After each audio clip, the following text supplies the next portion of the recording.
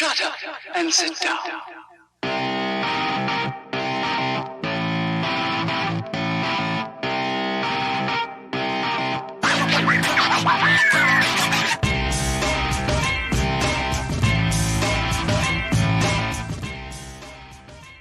Well, it wasn't possible this year in the real world, but the ChampCar iRacing series heads north of the border to Canadian Tire Motorsport Park.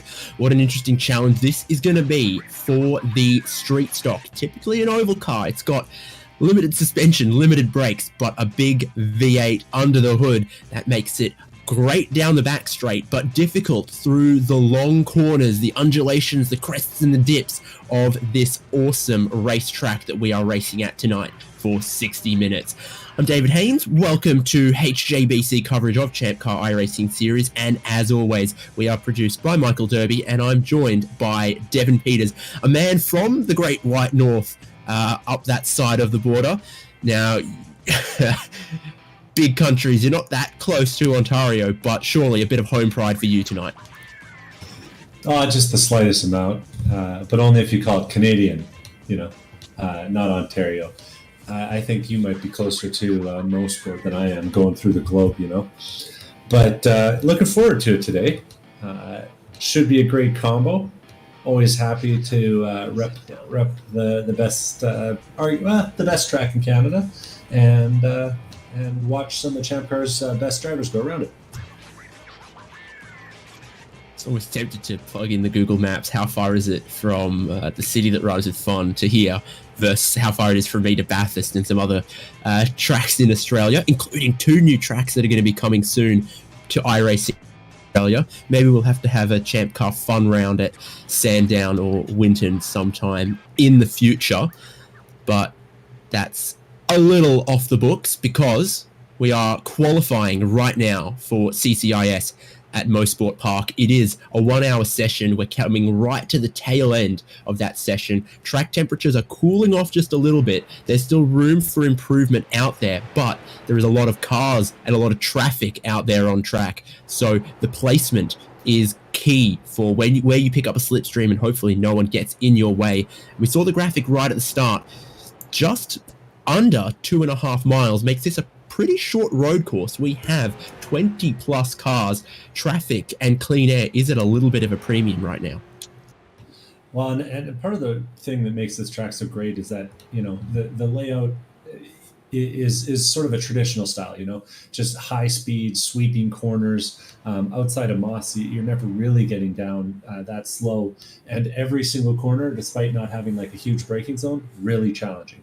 You got to get the lines exactly right, especially in these cars. And as far as qualifying goes, we've got some interesting things happening. Those familiar with the series might notice the names Mark Mccormick and Alex Albert in 3rd and 4th, which is a very unconventional place to find them. Those two battling for the championship lead. Those two, though, are in 3rd and 4th behind Aaron Smith and Kevin San Diego. Aaron is a familiar face, but Kevin San Diego is someone we've never even heard of before.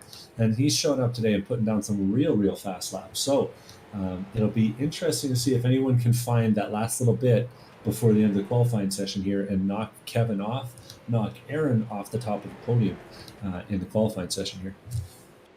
I'll make the joke that I'm sure has been made a dozen times before. Who in the world is Kevin San Diego? Well, it's currently 2nd on the grid, just 4 tenths away from pole. And in fact, in 3rd place, Mark McCormick only 6 hundredths away from pole. Forgive me. We've got all 3 of the cars currently in the top spots on the grid within a tenth of a second before you get this 2 tenths gap back to Albert and Faux-Weather. And that's what's interesting about this track. Like you mentioned, only one really big stop, a lot of flowing corners around the lap here. It's as close as we've ever seen, for the field spread, top to the bottom of the field. It is fine margins, whereas we've had people, qualify on pole by 3 tenths, 4 tenths before. Right now, a second takes you from pole all the way back towards 10th place, and then it's equally close in the mid-pack there. Yeah, there's going to be some tight racing. There's the front end of the field. It kind of feels like a ChampCar race. There's a few guys racing right there for the win and a bunch of other people that are going to be racing with each other because there's another group after our sort of lead pack of 8 or 9 cars right around that 27 second or 1 minute 27 second lap. There's another group of another what is it, 9 cars that's running right around a 128 lap. So should be consistent battling. I think, though, forgive me if I'm wrong, but I think this is going to be a bit of a survival race out here today, because pushing these street stocks to the limit requires, as we watch these guys go through the Clayton corner there,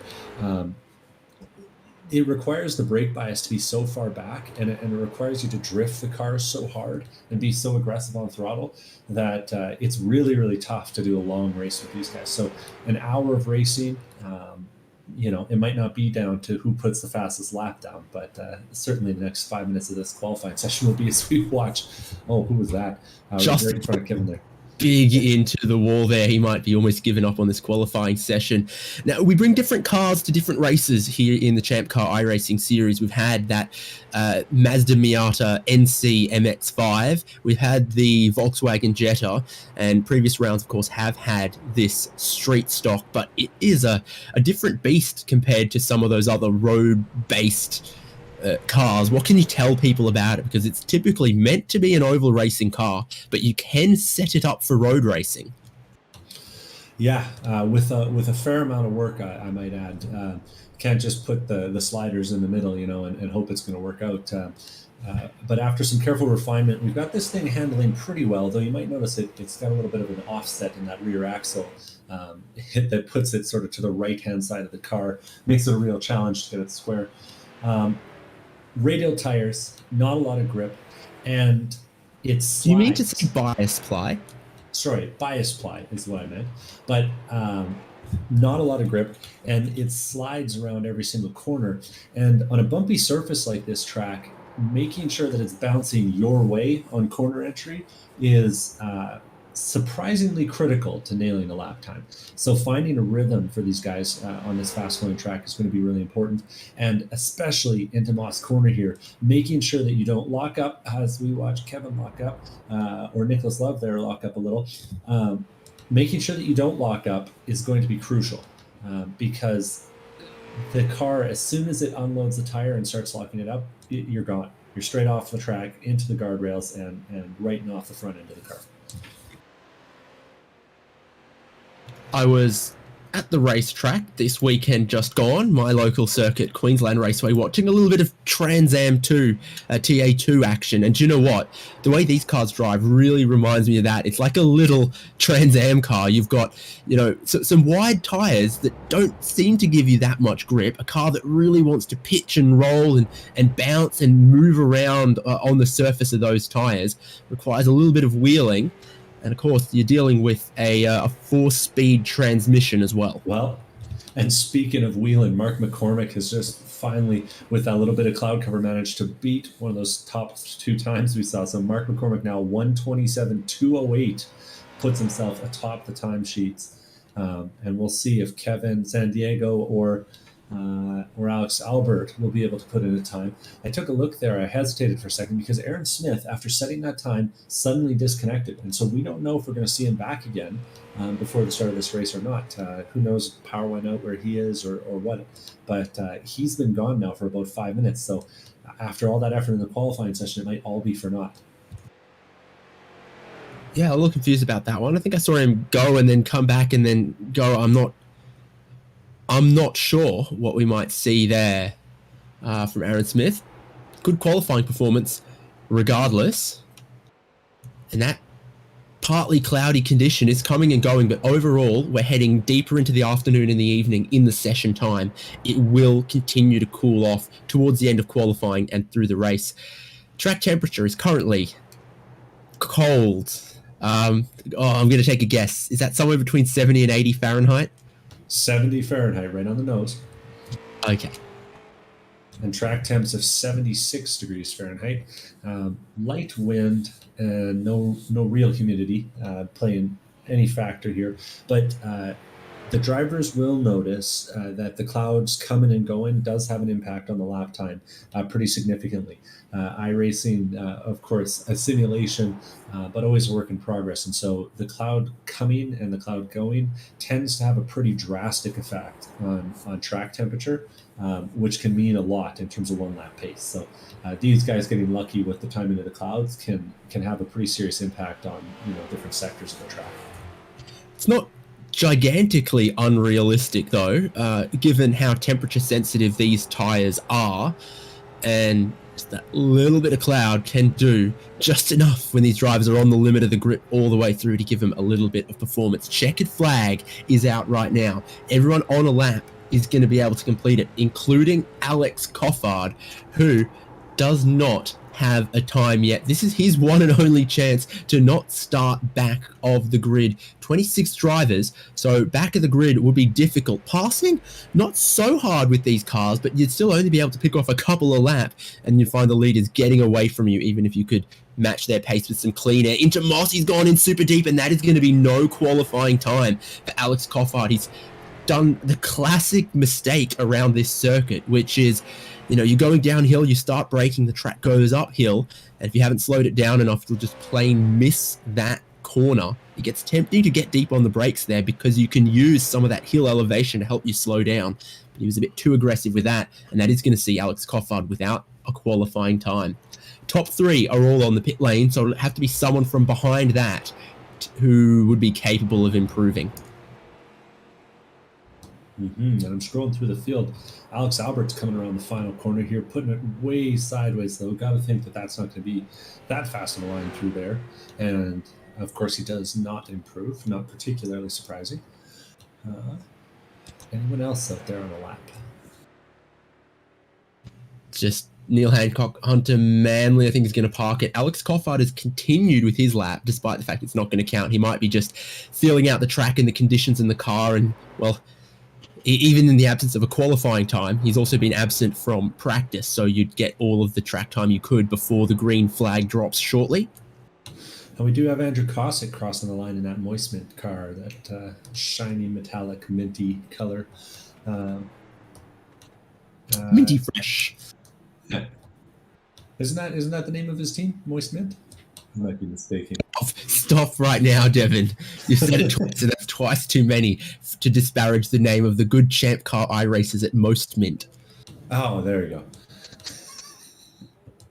That's going to be the complete end of the qualifying session, though. Everyone out on track has completed their laps, and the session comes to an end. That locks in the grid for round 11 of the ChampCar iRacing series. We're going to get a full pace lap around this circuit behind the Mustang pace car. Let's see if we can get the grid graphic to correctly pull the correct information, because at the moment it's not. That is not a true representation of what the grid is going to be like. It is going to be Mark McCormick on pole. Aaron Smith qualified second, but still doesn't appear to be in the session. No. So your second place qualifier is not going to take to the grid. The next row is Kevin Sandiego and Alex Albert. And then Simon Foweather, Justin Hall, Nick Love, Ian Giebler, Tim Wyatt, and Keith Carlson on row 5 round out the top 10. Then the most mint driver of Andrew Cossett in 11th alongside returning John Hurley.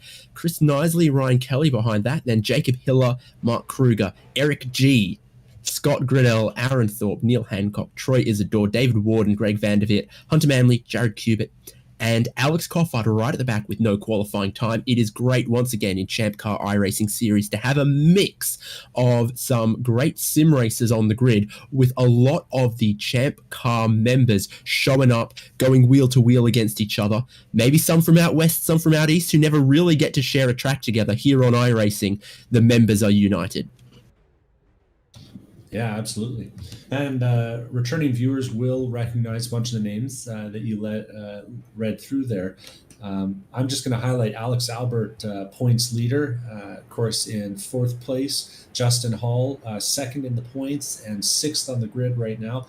Keith Carlson, 10th on the grid, 3rd in the points. So he's doing a pretty good job out there. Nick Love, 4th in the points, 7th on the grid. Simon Foweather, 5th in the points, 5th on the grid. All kinds of points implications always out here. And that reminds me, Haynes, what are we racing for again out here?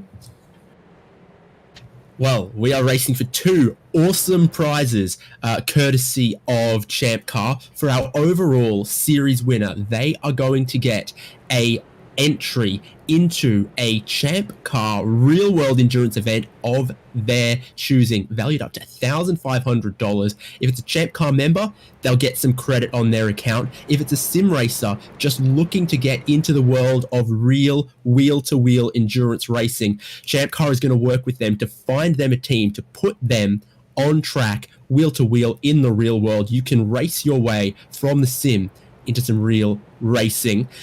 And also, a second prize is going to be drawn, the participation door prize. Everyone who completes, I think it's 11 or 12 races this season, gets their name in the hat. There's still half a dozen, 15 or so drivers in the running for that one, and they are going to get a prize of equal value. So total prize pool this season equivalent to $3,000, half of it going to our series victor and half of it being drawn randomly for someone who participated in this championship. So one more thing here, 60-minute race ahead of us. A fuel limitation in effect is going to mean everyone is going to need a pit stop, but 60 minutes with these cars, their suspension on these tires, look for some of the drivers to put their tire strategy ahead of their fuel strategy when they decide when they want to stop. 2 more corners, the pace car is going to pull in, we're going to get racing. Devin, final thoughts here.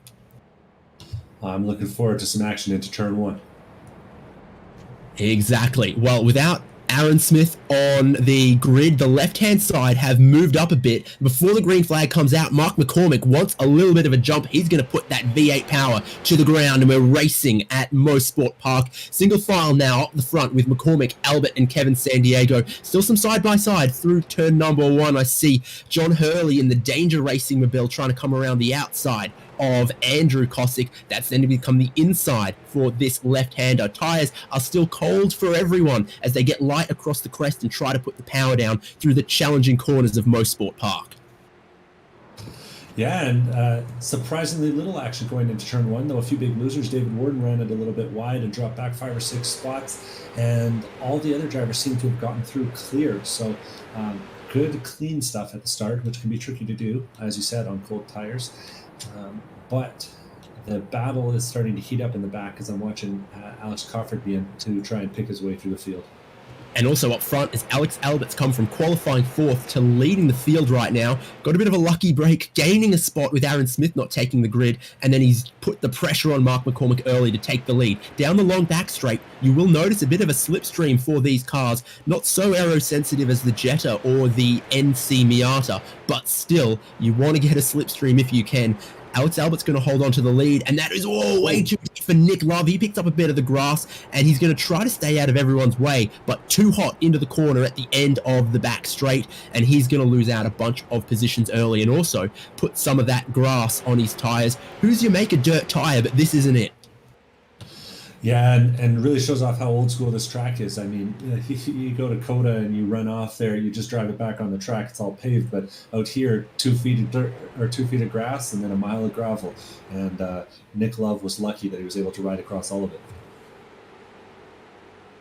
Different lines through turn number 2. You see Alex Albert tracking out wide between the 2 apexes. Mark McCormick keeps it pretty tight, and he's still keeping that pressure on Albert at the lead and eating up in his mirrors as well. And look at the rest of this field still come along with them. This is a good car track combination if all of our field are this close. Kevin Sandiego, Justin Hall, Simon Foweather, Ian Giebler, and Keith Carlson all still within this train, within 1 second of the lead as they're going to come through Moss for the second time. Those slow corners, this car does not like. It's got questionable tires, it's got no aero, and Troy Isidore, I think, has copped a hit through Moss there and is facing the wrong way. There has been a little bit of drama deeper in the field. Yeah, it looked like he got together with a 100 car of Jared Cubitt, and both of them ended up sort of facing the wrong way after all that.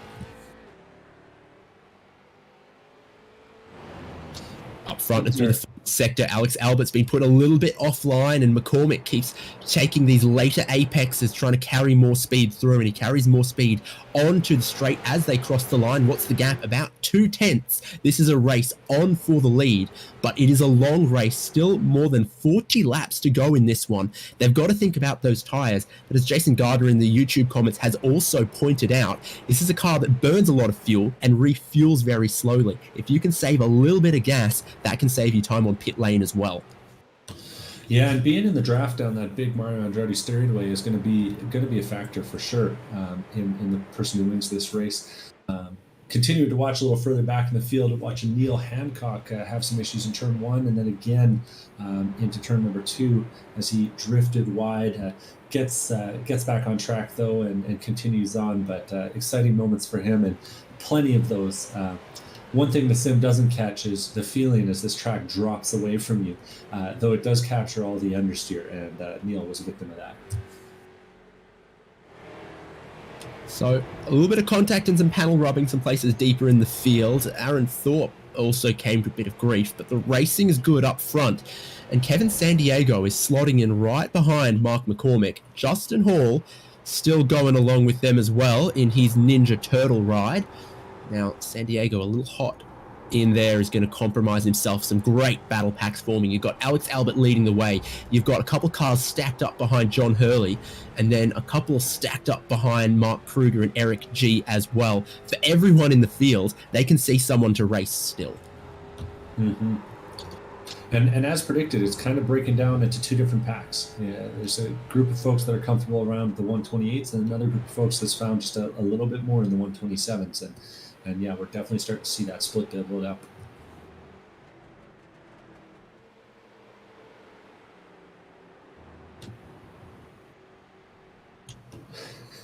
I think my favorite thing about watching these guys race is just watching 7 different lines into the same corner, and no one's losing anything. Kelly's made a bit of contact. The whole field stacked up a little bit behind John Hurley going for a drift. I think Ryan Kelly something similar, trying to rejoin. There's a couple cars with damage there. Nicely's got no left front tire going back to the pits. That's a heartbreaker for him.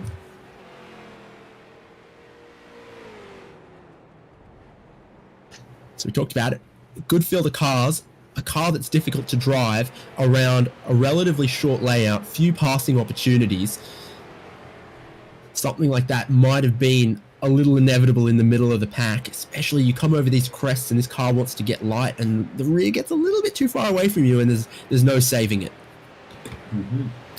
Watching some action with Keith Carlson here in the 51 car.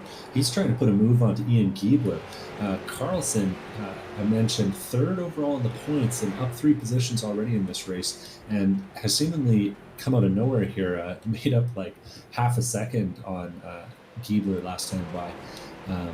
Anyway, really was putting some pressure on him and then losing a little bit now as they come over into the second turn, but lots of battles to watch with points implications as well out here.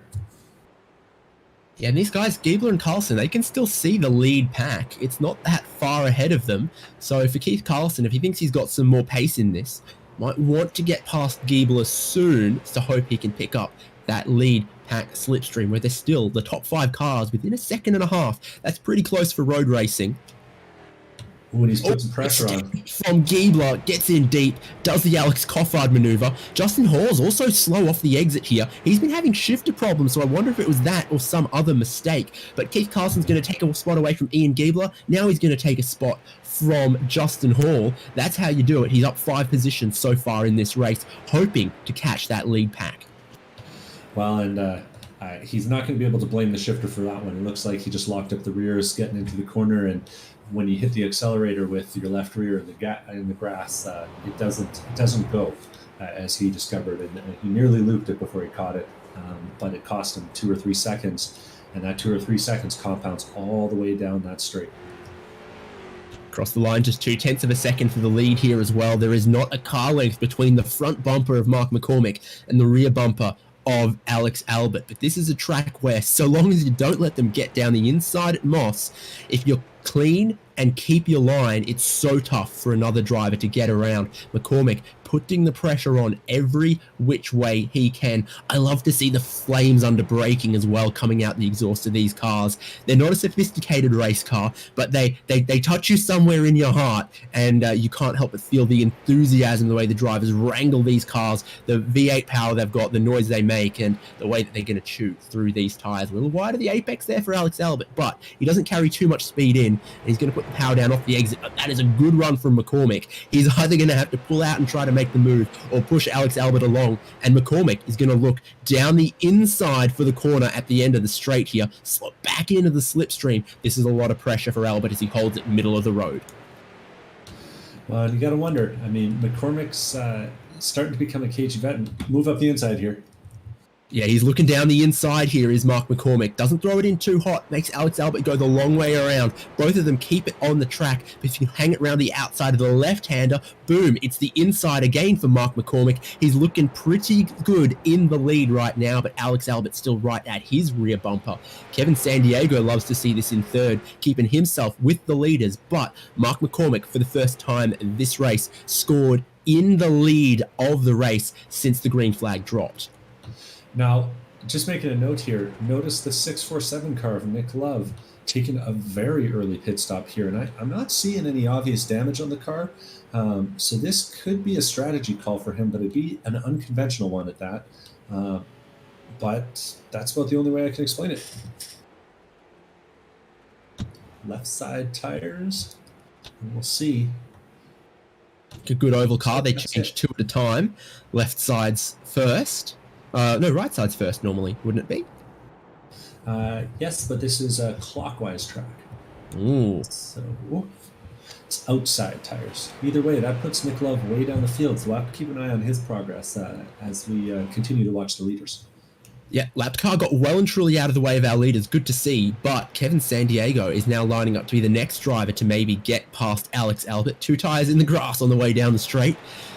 Beautiful green, lush Canadian grass. Simon Foweather, so cruelly kept away from a win at Long Beach, is in 4th, just 1.6 seconds off the lead, watching these guys, but he gets a big slide through the penultimate corner. That's going to be chewing through his tires, and like you know, it's not just the tire web, it's the temperature in the surface and in the core of these tires. You keep sliding like that, they get hot, they stay slippery, and it gets difficult to cool them down under racing conditions. A lot of it is just about the heat buildup and the thermal management.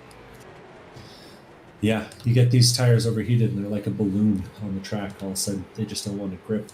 And Mark McCormick's figured something out in that last sector, because he took, it must have been 0.5 of a second out Alex coming onto the front straightaway there. So I don't know if he learned something watching Alex for a few laps there, but Alex is suddenly dropping back. And a bit wide through 3 as well meant Kevin Sandiego's right with him as they come to the sort of plateau turntable here at Moss. That's a problem getting in the grass. Oh, no. It's a spinner jump across the curb. He's going to plant it back, but he's lost the spot, has Kevin Sandiego. Simon Foweather is back up into 3rd. We've seen how easily done that is. You can't even see that grass in the middle of the corner until you're right on the first apex of Moss. Yeah, and the car's bouncing away from you and trying to lose grip every which way it can. But that does mean that our lead pack of 4 is now lead pack of 3, unless Kevin can show some of that pace that he showed in qualifying. Could even just be the 2, because there's a 1.5 seconds between Albert in 2nd and Foweather in 3rd. It was a great pack right up the front, but it is so tough to maintain that speed and that consistency for so long in a pack around here. So many blind corners, so many corners where the car gets loose across the crest at turn-in, and also nothing in the way for paved runoff. Yeah, they made it look easy with all that aero on the Can-Am cars back in the day, you know. But these guys are getting the full experience. I mean, 4-speed gearboxes and bad suspension, and you know, all the good stuff. All the exciting stuff. It's good for us to watch as well. I mean, I'm loving this racing. Pretty close, but also you're seeing the drivers have to work for the full hour of this race. Checking in with our 26th place starter, Alex Crawford. He's now up to 9th place in that number 19 car. Pretty solid improvement, I'd say. 17 spots up, and he's gotten lucky. He's benefited from a couple of those accidents. He's also benefited from that pit strategy from Nick Love, but he's going to have to deal with the likes of John Hurley and John Hurley up ahead of him for 8th place, which is going to be a little bit harder of a hurdle, I'd say, than the challenges he's dealt with so far. Hurley qualifying with some good pace in the qualifying session there. The two of them go past Jared Cubitt, who's giving him plenty of room. He must have put the dirt tires on today.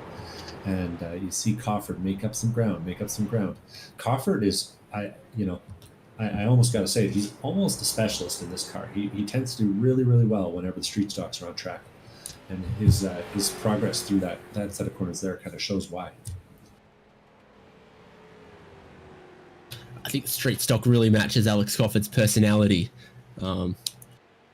I could say more, but he's closing in on John Hurley. Hurley has been a little scruffy to some of the Apex. Has said earlier that he's been quite a while off the sim and away from the series, so it's good to have him back, but he's still trying to get up to speed, and again, just doesn't quite get the car stopped, slowed, turned to that apex at turn 3, whereas the line was a little more textbook, a little bit more what your driving instructor would tell you from Alex Crawford. And so he's right underneath Hurley, putting the pressure on into one of those places where you can pressure someone into a mistake, into locking a brake and into touching that grass that we've seen really, really hurts you with the car all loaded up and turning and trying to put the power down in the middle of the corner.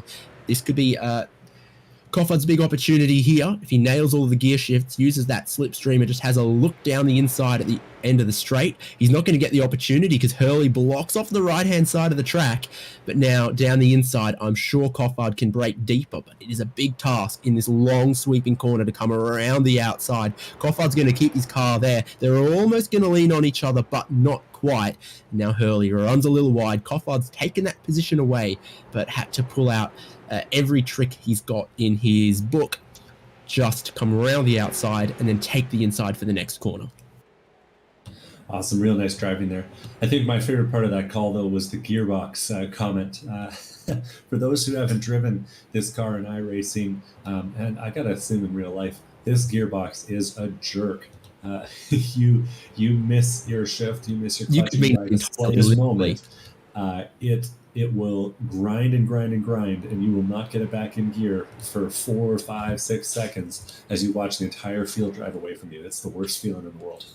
What about the incredibly sophisticated shift lights that you get in the dashboard of this car? Yes. For those accustomed to the LED strips, you actually just get a nice bright yellow bulb shining you in the face when this thing gets up to, I don't know. What does it rev out to? A whopping 4,500 RPM? I think 6 or 7, to be fair, but still. Yeah, indeed. A lot of other road course cars, you get 8 nice LEDs going from green to yellow to, shift on the first or the second red LED. This has one light. And when that red light comes on, it's probably already too late and you should have changed up into the next gear. It's an engine with the torque and the power lower down in the rev range. So often, a little bit of short shifting goes a long way. Keith Carlson and Justin Hall are having to deal with some lap traffic here as they go through turns 1 and 2. Carlson is still behind Justin Hall after that that move earlier from Justin, but it's not being made easy for Justin by Mark Kruger out in front of him. Kruger running in 19th place and currently a lap down. Justin's going to get alongside him, though. Oh, and Kruger, it's hard to be on the outside there. Keep it off the wall, buddy. Oh, he's going to write home about that one. Yeah, that was spicy like the chips on his livery. There was a nasty little bump in the middle of that downhill as well, and I think offline you catch it a bit worse and you'd get sent for a ride that many a driver wants to avoid.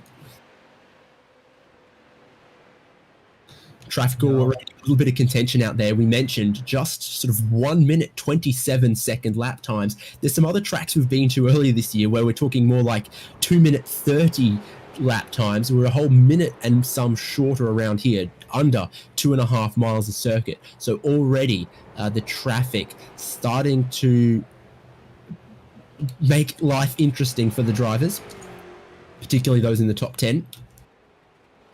Yeah, I wouldn't be surprised to see only 10 cars on the lead lap at the end of this thing. The skill ceiling on this car is just so high, and the guys that know how to make it work really, really make it work. I think the consistency ceiling as well, you know, we're talking about what's probably going to be a 42 lap race, and that's a lot of times to go downhill and on the brakes into Moss and get it exactly right, and the tire wear, eventually getting away from the drivers in this stint. Still really too early for any of them to want to pit for tires. They'll be looking for another, 10 minutes or so, and then maybe even longer into the race we've seen before as well. Yeah, and actually, it is a fixed fuel race. So, right, they start with the same amount of fuel no matter what. So, it's no one has short fueled or long fueled on the race today. So it'll really come down to how those tires are feeling. I think you're right. So key battles at the moment, still just 0.4 of a second for the lead. Alex Albert behind Mark McCormick, who's leading the way at the moment. And then we've got that Justin Hall, Keith Carlson section, and then Jacob Hiller, Eric G, and Neil Hancock. A 3-car battle for 10th. Both of them have made up big positions so far in this race, coming from deeper in the grid. Hiller up 5, Eric G up 6, Neil Hancock up 8. Those are some guys who've come from deep in the grid, but just being consistent with this car and around this track, and reaping the rewards that endurance racing should give to those who can keep all 4 tires on the paved stuff. And you love to see it. I mean, that's the best feeling in the world when you roll the car back on the trailer at the end of the weekend and there's not a scratch on it. Just rubber and... Not to me, not very often. But it's the relief of when you roll the car back on the trailer and it rolls in a straight line back onto the trailer. Now, while we've been gabbing away, Justin Hall and Keith Carlson have switched positions. It looked to me like Justin Hall ran it a little bit wide on turn number 3, Quebec corner there, and got some tires in the grass. But either way, he let Keith Carlson by.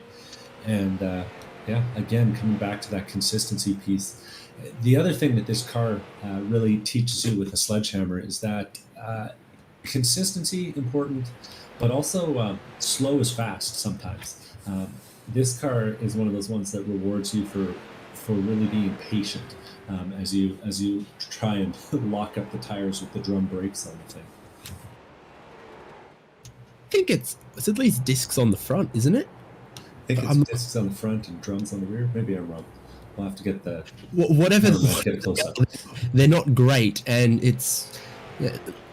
At times, I see your point, kind of like piloting a ship. You've got to have started making your instructions a little bit ahead of where you want the vessel to actually respond. That's what it can be like. You can't crank in a whole lot of steering quickly and expect it to follow that. And the same deal about being smooth with the throttle and with the brakes a little bit. Someone's a nice lawn ornament on the outside of turn 2. Yeah, that's Chris Nicely. I guess there's going to be a standing yellow there for a while because it looks like he got it wrong going into turn number 2, locked it up coming down the hill, understeered, and removed the life from that motor, and he will not be making any more progress until he hits the tow truck. That is a tough corner because, again, the TV cameras, it doesn't look too tough, but the car's a little sideways as he comes over the crest. It pushes wide and he catches that grass. It's just one of several corners around here you can't see until you're bearing right down on them. You come into turn 2, you've just got to brake and turn off, feel and, having done it before. And then the same thing happens towards Moss as well, where you can't see a whole lot of the corner until you're already bearing down on top of it. Now, we switched to the leaders just a split second too late there, but Ryan Kelly was about 90 degrees parallel to the road going through turn number 10, last corner there. And both Mark McCormick and Alex Albert had to take pretty quick evasive action. So that was a scary moment for them. And Alex's gap is now 0.3 as a result rather than 2. But more and more they're starting to have to deal with some lap traffic. And the further up the grid they lap, the tighter together that field is going to be, because the gaps aren't quite so big in the top 10 relative to what they are outside.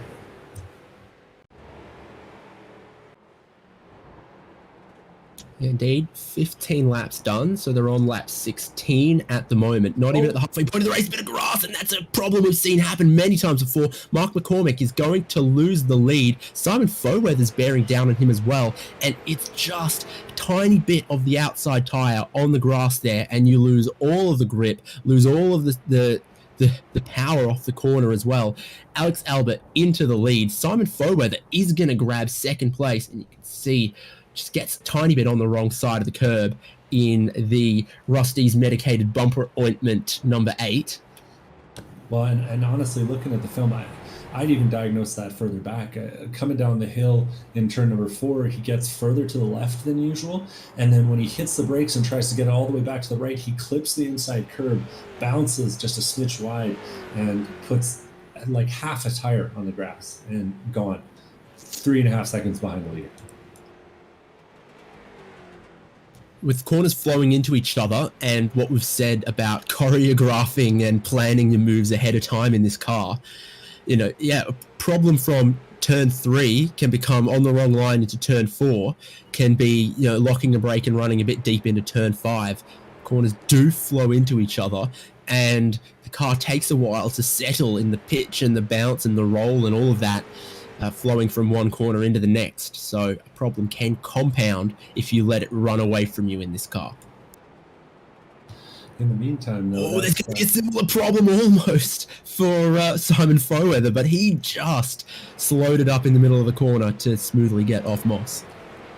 And that corner it baits you in, because it feels like you're going to gain time by getting in there faster, but more often than not, getting in there smooth and then getting back to throttle earlier is going to win you a heck of a lot more than getting in there 3.5 up on your delta. So it's one of those ones that, you really have to battle your racer's instinct sometimes, because you really just want to get it in there that extra 5 feet deep, and it got you in trouble all of a sudden. My experience on the sim is every time you get in there and do it right, you feel like you were way too slow and you could have dived it in a little harder. And every time you try to dive into the corner a little harder, that kind of thing happens. So Albert's just cleared a bit of traffic there, Devon. Yeah, it was Scott Grinelli's driving by, and he's got a couple others ahead of him, Tim Wire and Jared Cubitt. And Cubitt's actually sliding across the track. That might become a factor here. Luckily, stayed off the track. A heck of a race. 3 laps down, but still giving it, the college try. He's been in the pits a couple times now.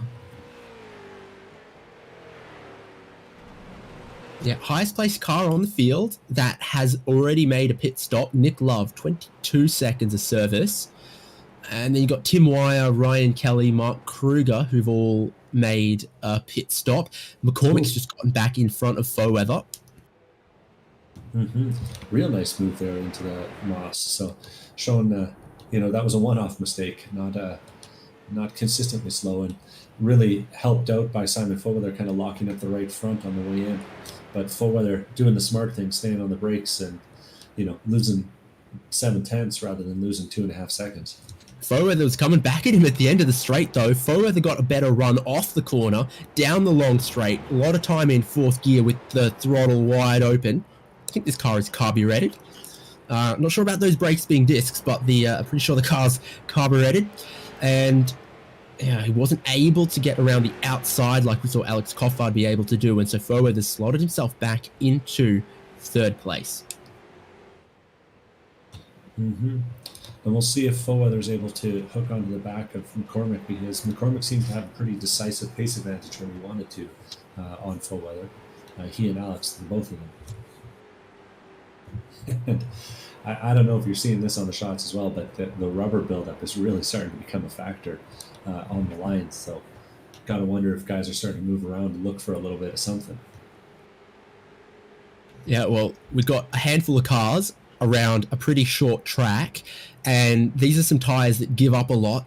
The 13's going to try to stay out of the way of second and third. And he does a good job, actually. Good heads-up stuff from Tim Wire, aware of his surroundings. That's another critical part of endurance racing and in multi-class endurance racing as well, though we do single class here just to keep it mainly the drivers as a differentiator on the iRacing series.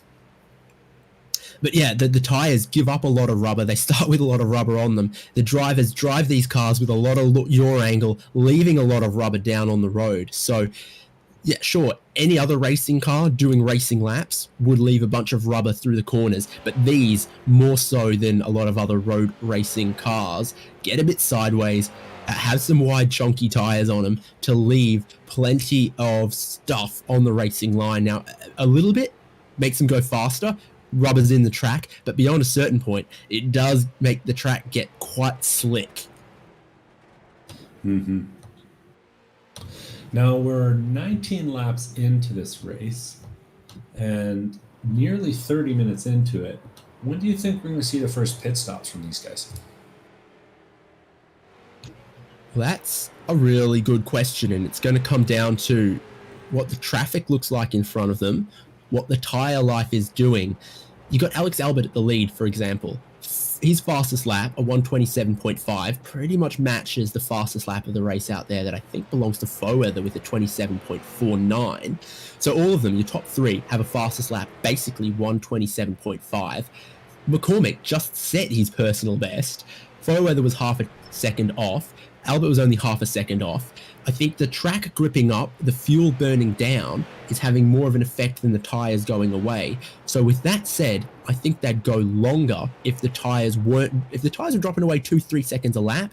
You'd want to pit early, get on those new tires, but I'm just not seeing that at the moment. Yeah, I'm a little surprised by how well the tires are doing as well. I am noticing though that I gotta wonder if traffic is a factor, because even though we're seeing some quick laps in the recent, like the last lap or two, average lap times across the board are 28.1 for Alex over the last 5, 28.6 for Mark McCormick over the last 5, Simon Foweather 28.5. So these guys are definitely on average running slower than they were before, even if they do have the ability to get one lap pace down in the 27.5s like they had at the start of this. So who will pull the trigger first? Hurley. John Hurley's gonna. There we go. John Hurley, 23 car, rolling down the pits, Danger Racing. Stops right under the bridge. I do believe his career of flying helicopters, John Hurley doesn't actually pull the triggers, but don't know. So he is on the pit lane. He drove it in under its own power. Doesn't look like much damage. I think he just wants to try those new tires at the halfway point. He's done 20 laps. It looks like there might be 21 to go. 20 for him if he drops off the lead lap, and after 25 seconds of service, that looks like all 4 tires and enough fuel. Well, that's been interesting because we saw Nick Love do left sides only, and it took 22. So John Hurley goes 4 tires, and it took 25. Now, it could be differences in the amount of fuel that they took. We don't know if Nick Love has enough fuel to get to the end, but it could also be one of those scenarios where, 2 tires is free, 4 tires is going to cost you a bit. Yeah, so we'll keep an eye on those pit stop times, especially once some of our top 3 or so start coming in. But yeah, 22 seconds of service for Love, 25 for John Hurley, 22 for Ryan Kelly. That's kind of where we're seeing it, and each gallon of fuel seems to take about 4 seconds or so, doesn't it? Yeah, that's usually the math you can do with this thing. I'm also noticing at the front of the field that Mark McCormick has gone and put in another fast lap, 27.9 last time by. Eats nearly 0.6 of a second out of Alex Albert's lead. So Alex has got to be looking at his relative box, and I wonder if he sees that gap coming down, if he's got anything left in the tank, it's time to use it, or on the tires rather, it's time to use it. Otherwise, he's going to need to find some fresh rubber to stay ahead.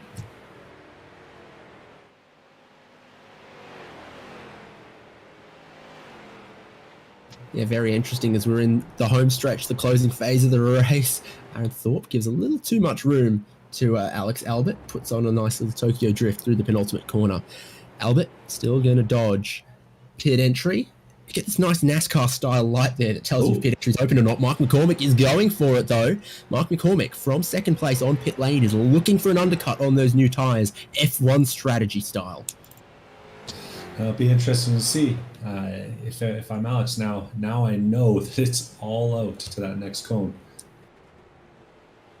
Oh, he gets in a little hot to the boxes, Mark McCormick, but no overshoot there. He's pointed right towards the exit. Left side tires happening. That's not the Lightning McQueen strat. McQueen goes fuel only. No tires. So left-hand side's done. We're going to see right-hand side tires. We are for Mark McCormick. So can they get done in 22 seconds, or is this going to be a little bit longer stop? Tires down. 25, 26, 27. This is a longer stop for McCormick. He's taken on a bit of fuel there. I think that stop was waiting on the fuel, not the tires. 28 seconds is a longer stop than I might have expected, but he's going to have no worries with tires and no worries with fuel to the end. McCormick has 26 laps, 26 minutes to push. Well, and critically, Nick Love is just exiting turn number 1 and heading over the hill into turn number 2, while Mark McCormick is going through the middle of turn number 3. So Nick Love wasn't right there in terms of track position when he went in, but I wouldn't say that he gained anything by doing that really, really early pit stop we see him pull. So that'll be interesting. Albert reacts. Yeah, immediately Alex Albert is going to react to the pit stop from Mark McCormick. Simon Foweather in as well. I thought from Road America and some of the previous rounds with this car, they could go a little longer on the fuel than this. So this must be strategy reacting, but everyone is doing it because Justin Hall is in as well. So in the pit box, Alex Albert's getting tires. Simon Foweather is in. Justin Hall is in. Ian Giebler and Keith Carlson are going to continue. So Keith Carlson gets scored in the lead. Ian Giebler in second, just for the moment. Alex Coffard's third. So he continues his charge up, but he's still got to make the pit stop. Right-hand side tyres going on for Alex Albert. Right-hand side tyres going on for Simon Foweather. So it's 4 all around, and that is a slightly quicker stop from Alex Albert. 25 seconds. I think he's taken a gallon less fuel than Mark McCormick, and Albert is going to rejoin in front of McCormick, but with slightly colder tyres. For one lap, that could be a problem, but the warm-up not normally an issue for the street stock. I did notice Justin Hall, our 4th place runner at the start of that lap, had actually overshot his pit box just the tiniest bit and had to back it up to get into a position where his crew could work on the car. So that'll be in play for him, and he comes out behind Nick Love. So that seems to be our break point. Around 5th or 6th place is where Nick Love is going to be running.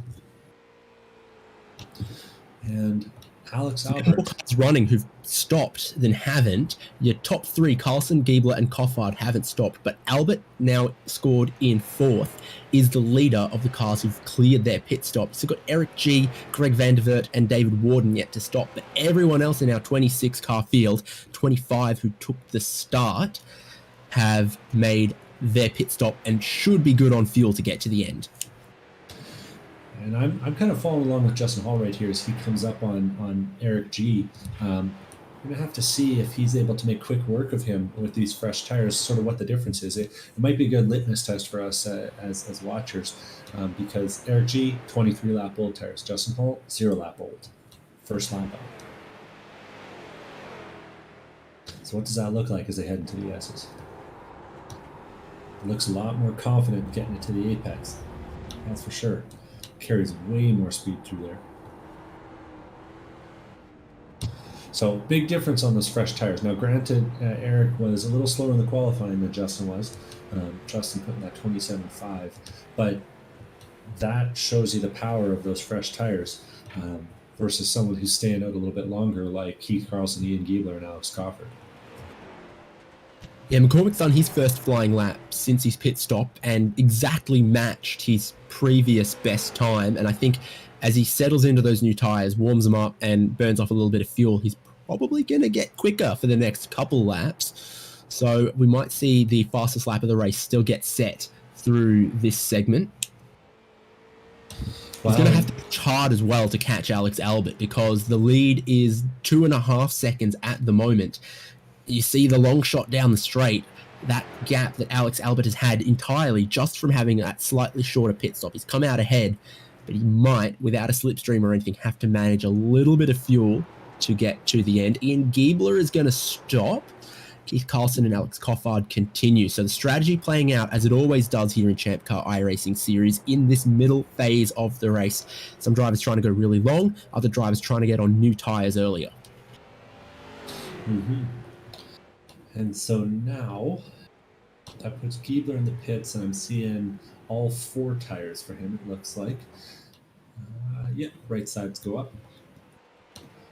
So I gotta think that the tires were free or close to free today, but we are seeing a variety of different sort of fuel levels. We've got guys with 22 seconds, guys with 25, guys with 28 seconds, all within the top 10. So it'll be interesting to see. Maybe we're seeing sort of a discrepancy between how many laps we're predicting are left, depending on who's who's doing the fuel calculations. All these guys are running different pieces of software, potentially making different estimations on that sort of thing when they're figuring out how much fuel to add to the car.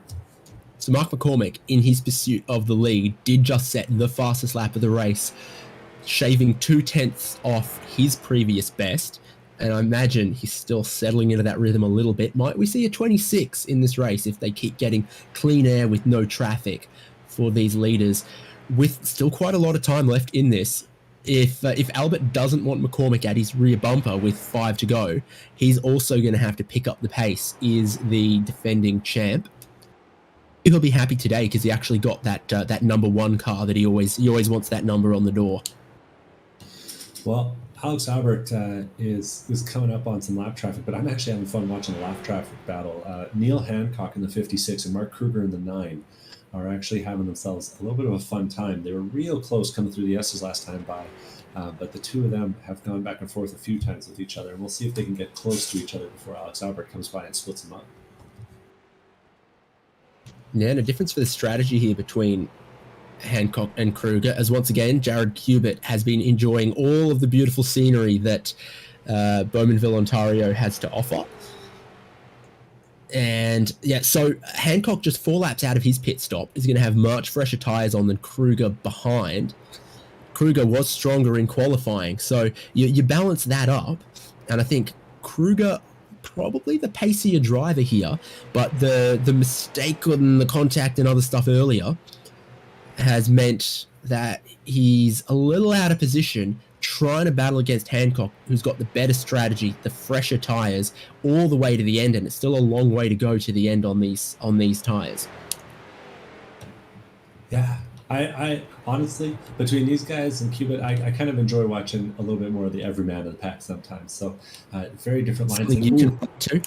Yeah, Neil Hancock's gotten it all wrong. This is exactly how I would look behind the wheel of this car, for the record. Oh, 4 wheels off there on the exit for Neil Hancock. Sometimes it's easier to stay in than to try and straighten it out, but that's cost him some time. Yeah, he's feeling the pressure, no doubt, from Mark Kruger behind. Good line, late apex from Kruger to get the throttle open early, but it's tough to pass anywhere through turns 2 and 3 here. They're just too flowing, not a big enough straight line braking zone. What Kruger needs to do is to get a good line into 3, a good exit off of 3, and see if he can't force another mistake out of Hancock in Moss. We've seen a bit of a wiggle there from Hancock trying to put the power down, and you can feel that Kruger is just turning up the blowtorch on this one. Yeah, real deep there under brakes for Neil Hancock. Locks one up. Kruger gets a nice little roll through the middle, turns in real late, dodges the curb, and keeps all 4 tires on the pavement critically on the exit of that corner. I got to think that he's going to get a nice run here down the back straightaway. He'll sure try for it. Right in the wheel tracks of the 56 they go in the battle, currently over 15th place. Will come 14th, I think, when Greg Vandervert pits. So that's what's at stake for these guys, but it's a pretty slippery car with plenty of power. A Mazda Miata it is not. So the slipstream is only worth a couple tenths here. It's not a massive free pass, and Alex Albert is bearing down on the both of them as well. I think Kruger would have wanted to get this done before the leader came around, before the blue flag started waving, because now he's probably going to have to wait for some of these leaders to come through before he gets another chance to attack on the 56. we might get his chance right here. Neil Hancock puts another 2 tires wide. Seems to be a favorite strategy of his. Alex Albert, though, he's going to have to find his way around 2 drivers battling for position in front of him as he tries desperately to stay ahead of Mark McCormick behind. Albert throws it up the inside. He's to grab the 56 off the exit as well. This is super loose from Alex Albert, but he's trying to maintain that lead, gap. It has been coming down from 2.5 seconds to 1.1 now. That has cost Albert a bit through turns 1 and 2, some of those places that you can so easily be held up. But now the cars are between Albert and McCormick is not getting the exit he wants off Moss. That's going to cost him all the way down the straight if he doesn't pick up a good slipstream. Kruger stays to the left, is trying to let McCormick through now, but it is, not day late, $1 short, but McCormick would have liked it a corner or so ago, and I'm sure Albert feels the same. That's what you get with just 2.4 miles of racetrack. Yeah, and they're going to run into more and more of that as they keep on going. We've got a couple other battles ahead of them amongst the lap cars, so a real big factor, but always fun to see on a short track like this. As we see another car diving for the pits there, that's Eric G. After making a brief appearance in the top 10, now taking tires, and it's going to have to drop to the back. Greg Vandevert also on the lane, so this battle between Hancock and Kruger goes up to 13th and 14th, and still McCormick is trying to get around Hancock, and he has to go around at turn 1. Not the first apex he would have wanted, but he brings it back to the second apex. But again, another lapped car between himself and Alex Albert, who isn't scored as the race leader just yet, but will be when Keith Carlson and Alex Crawford need to pit. Those two, Carlson and Crawford, have gone really long on the fuel, not so worried about the tyres, obviously. Crawford started 24th on the grid. He's currently running in second. He might be able to get a top 10 even after he makes that pit stop. Yeah, he's making the most of clean air right now, and honestly, I can't say I fault Carlson and Crawford for doing that with how much free track has been in front of them. Carlson's still in the 27s on those tyres that have done 30 laps of this track, so he's kept them in good nick, but they've also kept giving as he's burnt down the fuel load. This is a car that has a big fuel tank, a lot of weight of fuel in it compared to the other cars that we race in ChampCar iRacing series, so that fuel weight does start to make a difference in this vehicle. Yeah, and we just watched Alex Albert and Mark McCormick go past Ryan Kelly there, who's the first car on the lead lap, a lap down rather, in that number 36, sponsored by Pluto Racing, which, if I understand correctly, is Ryan's race team, or at least the team that he's part of, which is kind of neat. One of 2 drivers on the grid today that I'm seeing as being iRacing Club Canada, so flying the flag at home and hopefully getting that little home advantage. The other one is Eric G in 18th, who has had to make a second pit stop. Actually, that's dropped him a bit further down. We talked about when he came into pit lane, and then he immediately came through for another stop. So I don't know if there was damage on cold tires, or he maybe was speeding on the pit exit or something, but strategy's fallen apart for Eric G, unfortunately. That's a disappointment for him. I'm not sure which one it was either myself, but was enjoying watching one of my countrymen try and defend our honor around this racetrack.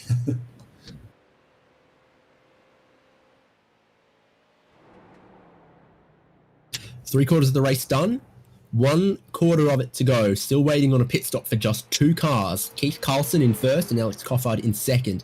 They'll drop further down the field, and the lead battle will once again become between Alex Albert and Mark McCormick. Just a second and a half between them still as they continue to negotiate their way through traffic here at Canadian Tire Motorsport Park. It's maybe come a little bit to the rescue of Alex Albert, because McCormick still owns the fastest lap of the race, though they haven't been able to set that pace for the last few laps. Right now, no cars between them. When he looks forward, spinner off to the left, but they managed to dodge that. No troubles for leaders. It was. Mark McCormick looks forward out the windshield and he just sees the rear of Alex Albert, and it's underneath a second now. Slower pit stop, but we said McCormick is going to have no worries with fuel to the end, and the tyre life is equal between the two as well. Mm-hmm. Very, very touch and go between those two at the front, and you know what? Simon Fairweather might find himself in the catbird seat here if the two of them get close enough together, because a little bit of beating and banging in the wrong spot around here, and we've seen more than a few cars go off the track. So all kinds of possibilities for this podium, not to mention wherever Carlson and Crawford are going to shake out. The two of them still running nice laps, though Carlson ran a 30 last time by, 1 minute 30. So struggles for him.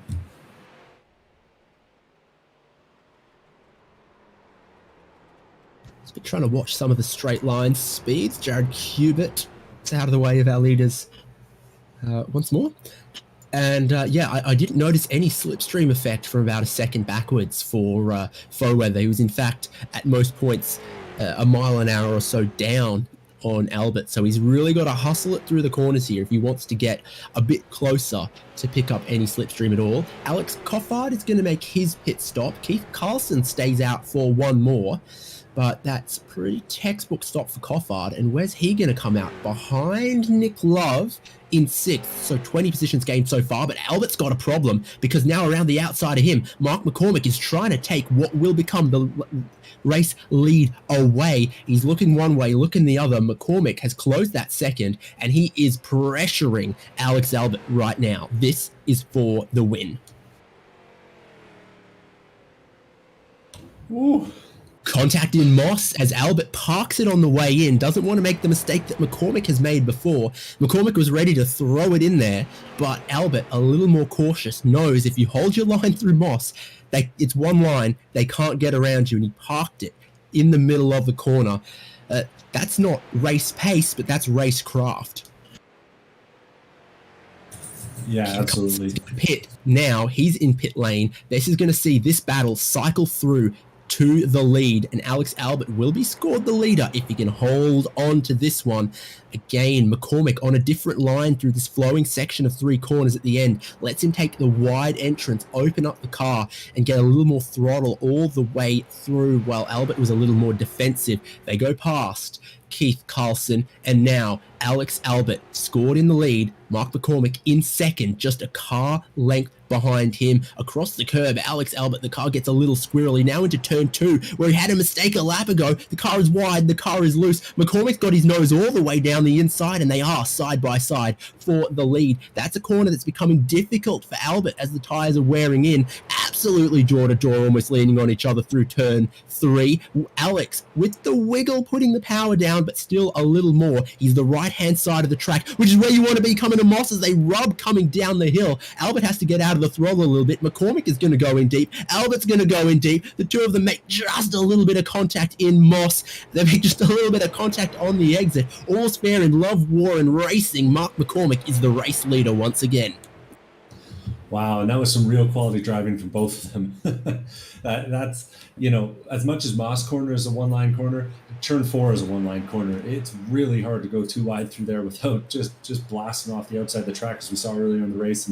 And Alex Albert was able to hold it on the outside, and Mark McCormick gave him just enough room to keep him there. Oh, man. I got to think this one isn't over yet. No, good stuff between both of them. That could have been disaster, but every time they touched, it was just a rub, it was just a nudge, it was just feeling out where the other driver was in that car. Neither punted to pass, neither moved the other one out of the way. It was just good racing. Mark McCormick trying to claim some space. Alex Albert giving him one street stock and no more. Good stuff. They are still oh so close for the lead. Keith Carlson, by the way, made his pit stop. He's come out in 4th. So Nick Love in 5th, Justin Hall in 6th, and Alex Crawford in 7th. Crawford's still the big charger, up 19 spots. But those guys who've gone long are going to have some pretty good tyres at the end here as well. So Crawford will be looking to attack Hall for 6th. And Carlson, I think, is just a little too far away from Simon Foweather to take that podium position away, but never say never here, because there's a lot of action still to come and plenty of challenging corners here. We've seen drivers make mistakes on their own, let alone with a bit of pressure or a bit of fatigue coming to the end of a 60-minute race that's been pretty unrelenting all the way through the field. A lot of traffic, a lot of passing, a car that you really got to wheel all the way into the corner, all the way through the corner, and often a way out of the corner on the throttle as well. Oh no, a big moment there for P6, now P8, I think, for Justin Hall. Justin Hall coming out of turn number 3, I think it was. Yeah, he got on the throttle, got it a little bit wrong. and kind of touched the grass and slid all the way to the inside and came to a complete stop nearly as he bonked the inside wall. So no damage, but a lot of time lost doing that. And that's gonna impact some of the good work that he did previously. Up 3 positions, now down a couple. Puts Crawford in the 6th and Ian Giebler into 7th.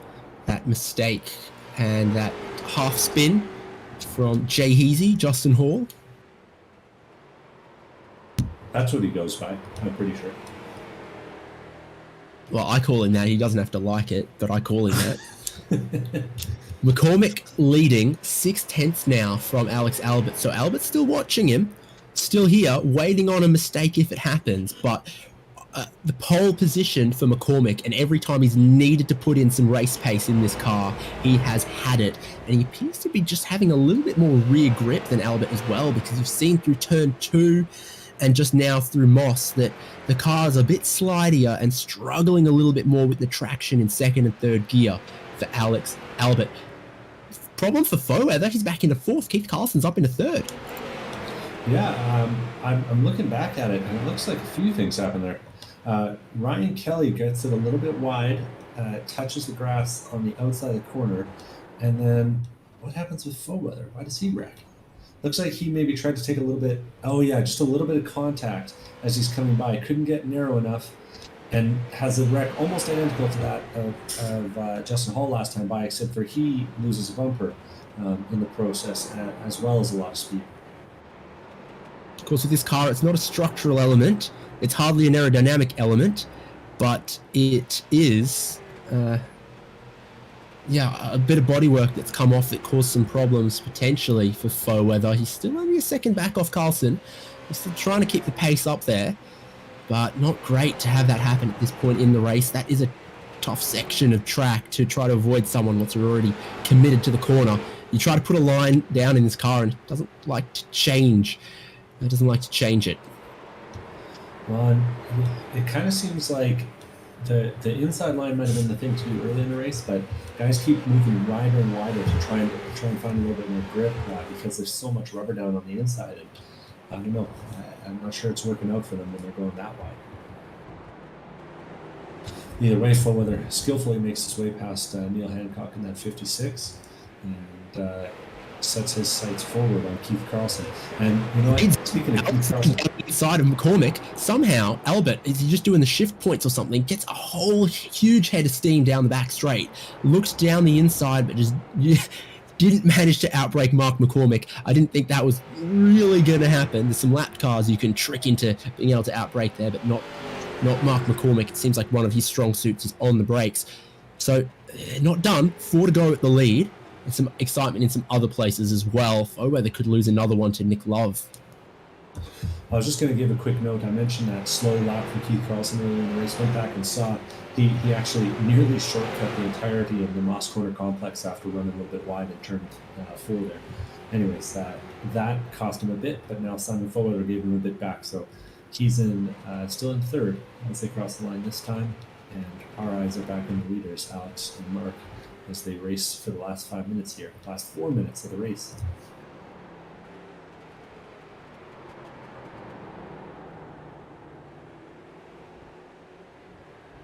Car length between McCormick and Albert. McCormick bounces and curves a little bit off the exit, and this is where Albert has been strong, just nailing those shifts from 2nd into 3rd into 4th. He's already got more speed. He's got 2 miles an hour. He's looking for 3, but McCormick is defending the inside. Not going to let you through that way, Alex Albert. Albert's going to lean on him on the way into the braking zone, but that is not going to move McCormick off the inside line. He's trying to do what Alex Crawford did. He is around the outside to claim the inside for the penultimate corner, but that is then going to put him on the outside for the final one. He's going to have to try to switch back over under on McCormick. Car doesn't like bouncing off the curb, and he is going to get to the inside for turn 1. 3 to go. These guys are racing like it's for the win, because my goodness, it is now. And that was some close stuff there. Alex Albert barely getting enough. He's going around the outside now here, and this is going to be a challenge, especially if Mark gives him the same amount of room that Alex just gave Mark. Fended to ender, but McCormick blocks off the lane. Alex Albert, you're not coming through just there. Turn 3 now. One of the corners has become really difficult on traction deeper in this race as the rubber has gone down, the track is slipped up, and also as the sun has gotten lower in the sky, it's beautiful orange hues across here. They're going to come up on a little bit of lap traffic, but one more time, there is not a car length between the leaders. This is where Albert has been strong. Whenever he gets a good run off that corner, off the tabletop, he really just has good straight line performance here as well. McCormick is looking for a slipstream off the lap car, but I don't think he's going to get much, and Albert could sense this as his opportunity to strike. Big move to the right-hand side of the circuit. Our leaders looking for the inside, looking to get through the traffic. There's not going to be space there, is there? Almost 3 wide for a second. You sense Albert would have done it if the traffic wasn't there. Oh, now he loosens up Mark McCormick, and again, he's looking down the inside there. Almost a repeat of a lap ago. Once again, looking for the over-under, but I don't think he'll quite have the run towards turn 1. McCormick will cover it off regardless, and this is what Albert wants. He wants to make McCormick defend into every single corner, wear up those tires, get loose, put heat into them. This is why he'll attack every which way he can, including into turn 2. They get super sideways, they touch. McCormick's into the grass. Albert gets super loose. I think Albert's waiting for McCormick to rejoin, and battle will continue for the lead as they touched in turn 2. On Alex showing himself to be a real gentleman there. Gets it a little wrong, gets a little sideways up on the inside and puts McCormick off, but backs off. Doesn't take the position because he didn't earn it the right way. We'll see if he can in the next minute. It's put the lap car back in front of them again to be the same position down the back straight one more time, and it will be the white flag at the end of this. Both of them clobber plenty of the curb on the exit, which is not what they wanted to do as they came through the second apex of that corner. Albert even closer than a lap ago. He's going to be wondering, what are these leaders doing behind me as they're too wide once again? Well, he's got more overlap than he has the last few times. He's actually ahead going into this corner. Trying to hold it around the outside, though, is a real tough task, and he's going to give up that position to Mark McCormick, maybe see if he can get a cleaner run next lap, which I gotta think is going to be the white flag, right? Exactly. Less than a minute on the clock. The white flag displayed at the start-finish line. McCormick leads a car length from Alex Albert. Love and Crawford are going to battle over 4th and 5th as well. This is going to be a real tense final lap, but McCormick is not under the same pressure he's been for a couple. Albert is now a car length, 2 car lengths back through turn 2. That's been one of the difficult ones for Albert. His strength has been onto the back straight, but this time, no slide, no problems from Albert. 0.3 of a second for the lead as they keep battling. No apex for Mark McCormick, but he just needs to get the power down well off the exit, and Albert is closing it up. 0.2 now. Less than a car length, right towards the Rusty's rear bumper of McCormick. He's looking to dive down the inside at Moss. Albert's going to try it. Oh, and he's going to make contact, big rear contact with Mark McCormick. Eric G comes through one more time, and Alex Albert's parking up because he knows what he's done to Mark McCormick. They're going to resume racing. He's not going to give him the spot back, is he? Looks like he's not. Then maybe he decided that he deserved that part of the corner. Who knows? We'll have to ask him. Well, there's 3 corners to go. It'll be a contentious one if Alex Albert does take the win on this. Mark McCormick and Alex Albert have battled so close. It's a 3-way battle for 3rd as well, mind you. We are going to need some replays of this final lap. Alex Albert still holding on to the lead. Mark McCormick within a car length, sliding this way, sliding that way. The checkered flag's waiting for them. Oh, they touch again. They touch again with 2 corners to go. Now McCormick's in front. The checkered flag is waving, and Mark McCormick is going to take the win. Alex Albert for 2nd. Let's look back for 3rd place. Nick Love is holding on in front of Alex Crawford. The 2 of them were able to get past Keith Carlson, who ran out of fuel. Crawford gets blocked again, and isn't going to be able to make it past Nick Love. So Nick Love, after pitting on lap number 6, goes 35 laps on a set of tire, take 3rd place away from Crawford and Carlson, who finished 4th and 5th.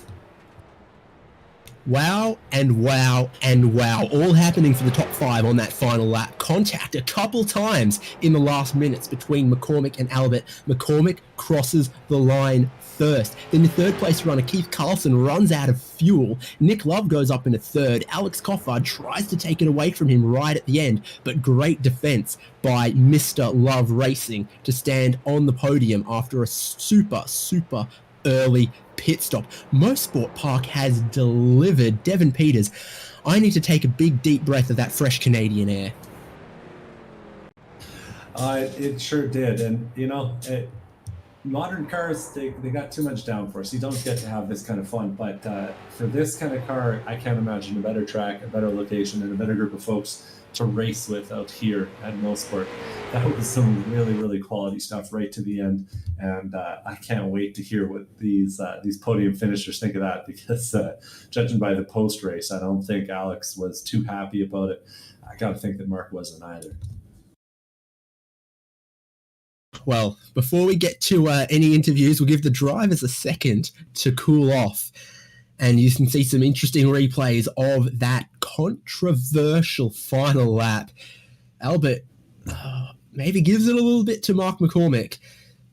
Slows up a bit, but doesn't give the spot fully back. And then I think McCormick kind of returns the favor in the final sector with a mighty send into the penultimate corner. And it was Mark McCormick who took the checkered flag first. Those results, not final. There can still be adjustments to the final result from post-race reviews. Don't think we've ever had any in the history of the championship, but I don't think we've ever really had a finish that close, that hard fought, and with that kind of rubbing racing contact all the way from the white flag to the checkered flag. Let's run down the finishing results then as they crossed the line. Mark McCormick, first place after an hour, 1 minute and 5 seconds of racing. After 41 laps of Canadian Tire Motorsport Park, he was first to the checkered flag. Alex Albert in second, and Nick Love completing the podium just a tenth of a second ahead of Alex Crawford, holding him off on the final lap. Keith Carlson in fifth, running out of fuel, but still spluttering it to a top 5, and that'll be good for the consistency he's had in this championship and his hopes of finishing in the top 3 for the points. Ian Giebler finished 6th, and Justin Hall in 7th with some late mistakes. John Hurley in 8th, Andrew Cossett in 9th, and Simon Foweather in the end, I think, parked the car with a lap to go with the damage he had, and he has been scored in 10th, which is a real shame for the guy who ran in the podium position for oh so long. Mark Kruger in 11th, Neil Hancock in 12th, Ryan Kelly in 13th, then Jacob Hiller, David Warden, Troy Isidore, Greg Vandervert, Eric G, Tim Wire, Aaron Thorpe, Scott Grinnell, Jared Kubit, Chris Nisley, Kevin Sandiego, Hunter Manley, and Aaron Smith, despite qualifying on the front row, surprisingly didn't take the start today. I gotta say, I feel a little gutted for Simon Foweather. That's 2 races in a row where he spent 55 minutes at the front of the field and then finishes nearly outside the top 10. That's going to be a real disappointment for him. Well, McCormick and Albert are in the interview pen at the moment to be a fly on the wall there, because there were a couple words exchanged after the checkered flag, and those have been 2 of our key championship rivals all season. McCormick has taken a handful of wins. Alex Albert is their points leader at the minute. So it still is anyone's game championship-wise and between those 2. Let's, though, start with third place finisher Nick Love. Congratulations on that podium. I think for the longest time in that race, you maybe weren't sure that third place was within reach. Yeah, I was definitely surprised myself to see the light at the end of the tunnel there at the end. There's a lot of things going on. Yeah, long race, a lot of cars, short track, and some others who were competing for that podium position fell to the wayside. I think Foweather, some contact with a lapped car, Keith Carlson running out of fuel, Justin Hall catching a little bit of the grass, and from your early pit stop, nose clean and good points. Yeah, I was lucky. I went off pretty early in the grass, lost a few positions, and then figured I'll just pit early and just run a clean race. And I got lucky, not much traffic there. And yeah, just I saw Weather's engine blow up in front of me, and then Keith running out of fuel, going side by side into the hairpin. It was pretty intense there on that last lap, and I thought Alex Crawford he was going to have me. I had to take a extremely defensive line in the last corner just to hold it out. You're good to hold him off because Alex Cossett has had many men before. But then, podium for you, great points, and waving that Love Racing banner, even if you don't have quite the same beautiful livery on the street stock as we see on some of the other vehicles. Yeah, definitely thrown together, but it's better than nothing, that's for sure. So how did you find the track here at Mosport? Not that many corners to learn, but a lot of blind ones, a lot of really loaded corners for a car that eats through the tires and requires a bit of work on the wheel. Yeah, I think I'm always the sweatiest after the street stock races. It takes a lot of inputs. I like the track. I always liked Mosport. Didn't really have the pace there. I think I qualified in 7th or 8th. But yeah, it's a really good combination and a lot of work, but it's really rewarding. We love to see the ChampCar members do well in the iRacing series. What's going on for Love Racing? What have you been up to, and where might people see you in the future? So we're bringing our new Turbo Miata to Harris Hill. It'll be its first race here next month, and hopefully she can stay together. But she'll be fast if she does. And then we'll be at AMP with our regular car. So hoping to angle grind out some weight here soon to try to keep up. Good plan. Congrats on that podium. A very long final stint, but you've been well and richly rewarded. Thanks, guys. Appreciate it. From third on the podium, let's go to the man who crossed the line in second, because Alex Albert is with Devin Peters. Well, Alex Albert, big, stressful, long, dramatic finish there. One advantage finish in second place, though, is that you get to be the first one on the broadcast to air your opinion of how those last few laps went. So walk us through it. Yeah, I don't know. Just going back and looking at it, it's some hard racing there. We had contact a couple times. I felt like I was fair and weighted up. I was even pulling over to let him have the position at the line. I had lifted on the back straight and coming. I just got a better run out of Moss. But I sat there and waited on him, and then. I don't know. Maybe it was a mistake. Maybe it was intentional. I'm not sure. I haven't spoken to him, so I don't know. I reserve judgment for now. But I felt like, if that's how we're going to race, then I'll know going forward. Ooh, so things sound a little bit tense over there. Round 11, though, and that's another second place finish for you. It's been a challenging season so far this year. Yeah, the field is tough. We got a lot of great drivers coming out. Saw some new faces this week. With Kevin San Diego and coming around, and he was really quick. Had a lot of we got a lot of the regulars really fast. It's fast track. So yeah, I mean it's field's getting tougher, just like real ChampCar, and we'll take our second place points. I think. That expands the lead on the guys that were racing, in the points. So, big picture wise, it was a good day. Glad to hear it. We were just talking with Nick Love about what they've got coming up. Any races coming up for the Huge Ass Car? Yeah, we'll be headed out to Mid-Ohio Sports Car Course in Lexington, Ohio on September the 11th and 12th for an 8 and a 7 with the ChampCar Endurance Series. It'll be myself and Tom, as well as our old standby Nate. He's been with us, I guess, forever. And we'll have a couple new drivers. Have Chris Flamian in the car for the first time, and John Hurley. We're borrowing him from the Danger Racing Group and the Pinkies Out Squad. So should be good. Looking to have a good effort. So just got to get the car finished up and get out there to Ohio and see all the boys, see everyone in the paddock again. Should be a good weekend. Well, it was good to see you out. Thanks for some really quality racing, and looking forward to seeing you at round 12 in the virtual Mid-Ohio. Anyone you need to shout out for today's race? Yep, my neighbor Jerry. She's loaning me her car right now, and because I got a car in the shop, and just I doubt she's watching this. Doubt she'll ever see it, but thanks for helping us out, Jerry, and thanks to you guys for everything you do. And hopefully, it was a good show. I feel like the battles were pretty close, and if nothing else, it hopefully it's put on a good show. Cheers to that.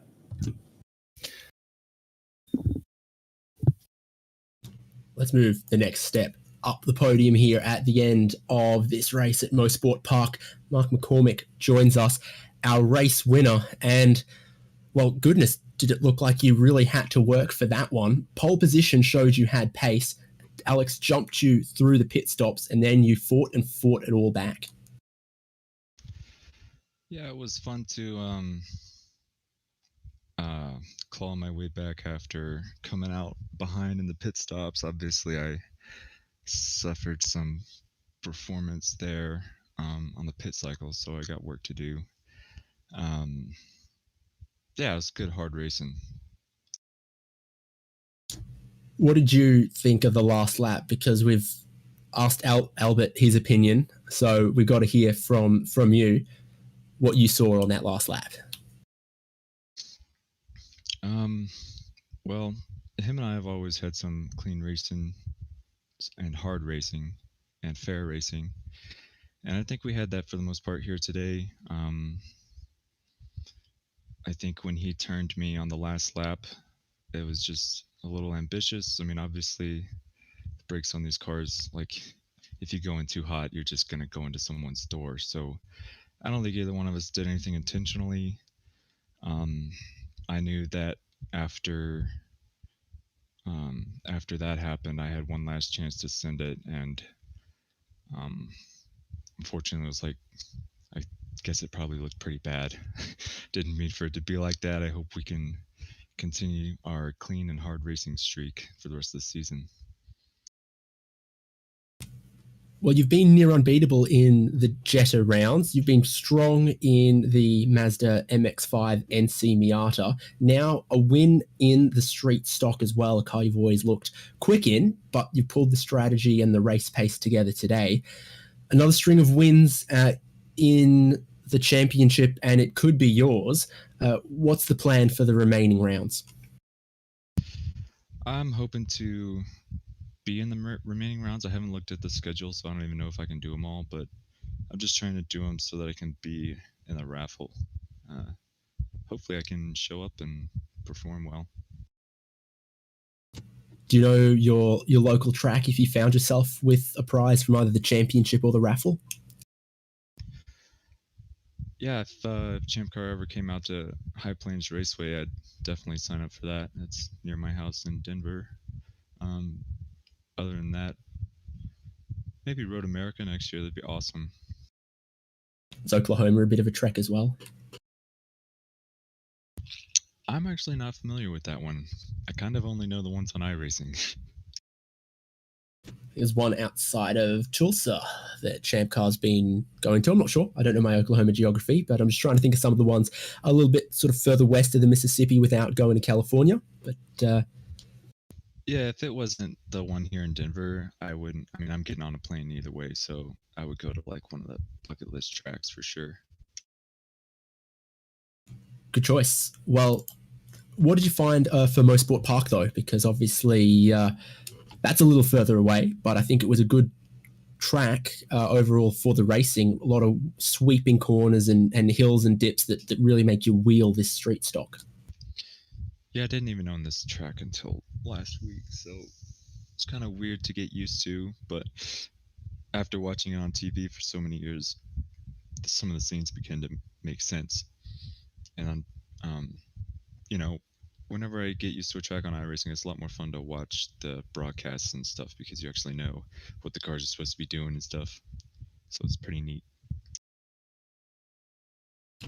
Well, you got first written to your name after 60 minutes of Canadian Tire Motorsport Park today. You pick up a good chunk of points, and that is maybe critical with 5 rounds left to go. But you can at least congratulate yourself, pat yourself on the back. Great performance today. Anyone you'd like to thank?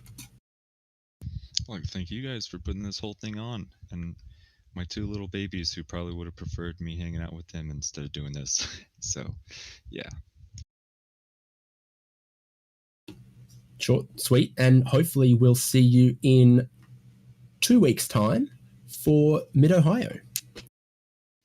Yeah, hopefully. See you guys.